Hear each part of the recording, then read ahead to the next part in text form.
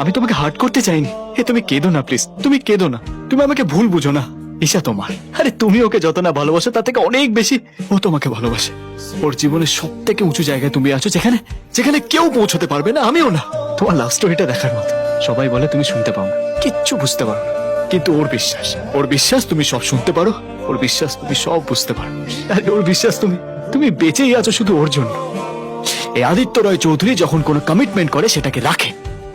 সালা তার কমিটমেন্টে সেই ক্ষমতাও নেই যে মৃত্যুকে আটকে রাখতে পারবে, এমনকি তার ভালোবাসার মধ্যেও না। কিন্তু তোমার ভালোবাসার মধ্যে সে ক্ষমতা আছে বস, সারা জীবন থাকবে। একটার পর একটা ব্লান্ডার করে যাচ্ছি আমি। আরে কি দরকার ছিল আকাশের সাথে দেখা করতে যাওয়ার আমার? ঈশা বারবার করে বলেছিল ওর সাথে দেখা করো না, একটুও বিশ্বাস করতে পারলাম না আমি ওকে। ও কি সব জেনে গেছে তুই? আরে এখন না, আমার প্রচন্ড টেনশন হচ্ছে। আদি জাস্ট রিল্যাক্স, ইটস ওকে। আমি জানি ভুল হয়েছে। Okay look at me. ও যদি তোকে সত্যি ভালোবেসে থাকে তাহলে ও তোকে নিশ্চয়ই ক্ষমা করবে। তুই ওকে ফোন কর, সত্যিটা বলে ওর থেকে ক্ষমা চেয়ে নে। Make her feel that you are really regretting. Phone কর। তুই বলেছিস না ওকে ফোন করে ক্ষমা চেয়ে নিতে? ও আমাকে ক্ষমা চাওয়ার সুযোগ দেবে না। কাল থেকে ওকে ফোন করছি, ফোন ধরছে না, মেসেজ করছি, তার রিপ্লাই দিচ্ছে না, আজকে অফিসে পর্যন্ত আসেনি ও। এটা কি অ্যাকসেপ্ট করে নিস? আর ইউ সিরিয়াস আদি? আমার নাম আদিত্য রয় চৌধুরী, চিনতে পারছো আমাকে? এক মিনিট, আমার কথা পুরো শেষ না হওয়া অব্দি তুমি এখান থেকে যাবে না। ও হ্যালো, কি মনে করো তুমি নিজেকে?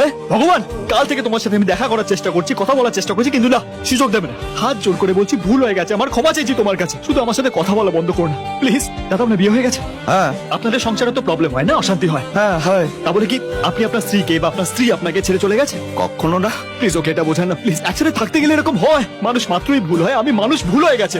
আরে ভগবানের কাছে মাথা ঢুকে ক্ষমা চাইলে ভগবান তাকে ক্ষমা করে দেয়। আরে বোঝান ওকে, আরে কাম অন ইয়ার। আরে আমি এতবার তোমার কাছে ক্ষমা চাইছি জাস্ট বিকজ আমি তোমায় ভালোবাসি। ভালোবাসা এটা আপনার মুখে মানায় না মিস্টার আদিত্য রয় চৌধুরী। আপনি খুব ভুল ধারণা নিয়ে আছেন। ভালোবাসা কি আপনি জানেন? যদি জানতেন তাহলে আমি অবিশ্বাস করতেন আর আবার বারবার বারণ করার পর আকাশের সঙ্গে দেখা করতে যেতেন। ঈশা আমি জানি। কিচ্ছু জানেন না। কাল আপনি আকাশের সঙ্গে দেখা করতে গিয়েছিলেন। আপনার চলে যাবার পর সঙ্গে সঙ্গে ওর বডির সমস্ত মেডিসিন রেসপন্ড করা বন্ধ করে দাও। আর ঘন্টা খানিকের মধ্যে ও মারা যান।